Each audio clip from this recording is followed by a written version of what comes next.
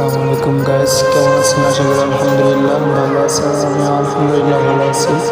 তো যারা তাবলিগে বের হন নাই তারা খুব শীঘ্রই আল্লাহর রাস্তায় বের হয়ে যান।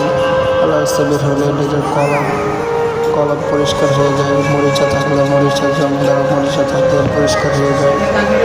একমাত্র আল্লাহর রাস্তায় বের হলে নিজের ভুল সংশোধন হয়। 5 ওয়াক্ত নামাজ পড়ার খুব তাগিদ থাকে।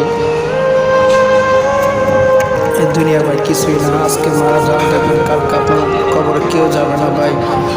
আপনার জন্য কেউ দোয়া করবে না ভাই। আপনার কবর সামনে আপনার নিজেকে নিয়ে যেতে হবে ভাই। এই দুনিয়া না খেলাতে একটা দুনিয়া আছে, যা আল্লাহ আমাদেরকে অফুরন্ত